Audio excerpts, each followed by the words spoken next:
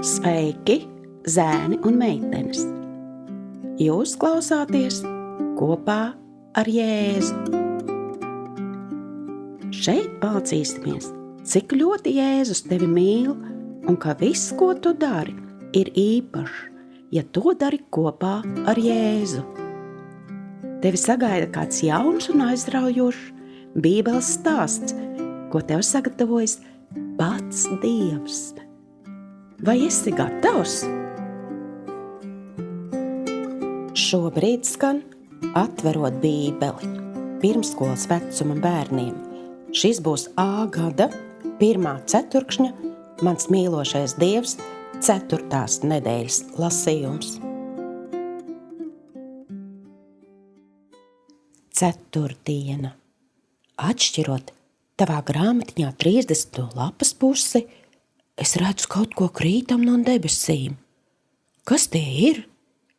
Par to uzzināsim šodienas stāstā. Ienaidnieks.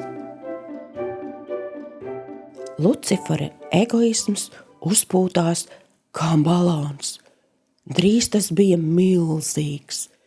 Viņš kļuva dusmīgs, greizsirdīgs un ļauns. Viņš stāstīja melus par Dievu un radīja nepatikšanas debesīs. Dieva dēls precīzi zināja, ko Lucifers bija nodomājis, jo tas kungs ir, kas pārbauda visas sirdis un kas izzina visas sirdsprāta tieksmes. 1. laiku 28:9. Viņš mēģināja palīdzēt Luciferam mainīties, bet Lucifers atteicās paklausīt.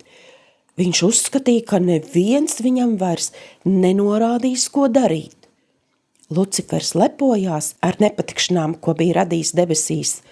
Tik daudz eņģeļi bija noticējuši tā meliem. Viņi domāja, ka Dievs ir negodīgs un nelaipns.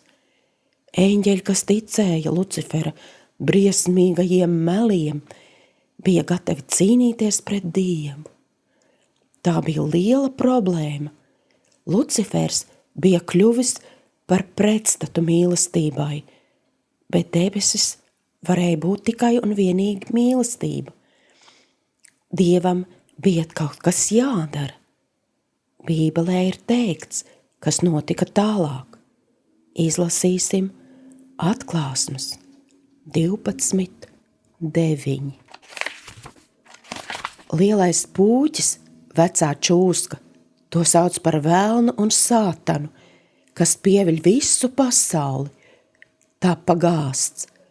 Viņš tika nogāsts zemē, un līdz ar viņu tā eņģeļi.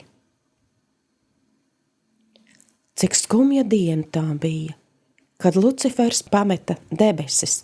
Viņa vārds nu bija Sātans, tulkojumā ienaidnieks. Nākamnedēļ mēs uzzināsim, ko Sātans darīja tālāk. Dievs ir mīlošs, tāpēc viņš ļauj mums izvēlēties. Viņš vēlas, lai mēs izvēlētos sekot viņam. Dievs nekad nepiespiedies mūs sekot viņam, bet viņš cer, ka mēs izvēlēsimies mīlēt viņu no visas sirds un liksim viņu pirmajā vietā. Mani interesē, kāpēc Luciferam bija jāpamet debesis? Ja tu būtu viens no Dieva eņģeļiem, ko tu teiktu, lai pārliecinātu Luciferu atgriezties pie Dieva? Lai skan Ebrejiem 13:5 dziesma.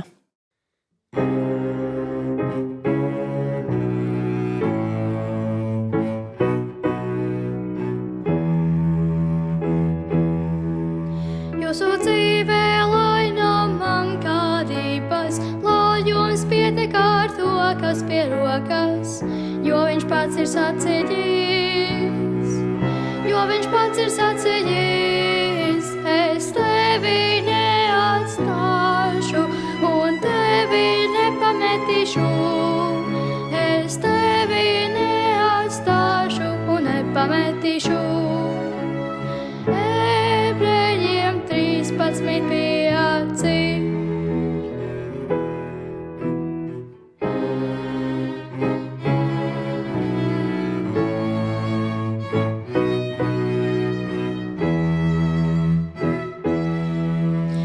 Jūsu dzīvē, lai nav man karības, lai jums pietiek ar to, kas pie rokas, jo viņš pats ir sacījis,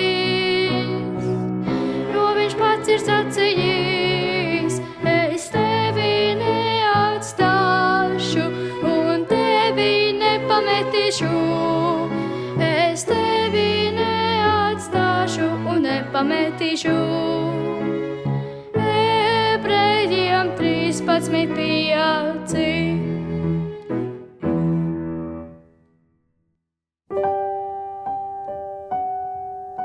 Laiks lūgšanai. Paldies, mīļais Dievs, ka palīdz man iemācīties darīt labus darbus, iemācīties svarīgas lietas, atmiņas pantus, burtus un ciparus. Paldies Tev par palīdzību katrā dienā mūsu izvēlēs. Tavā vārdā, āmen.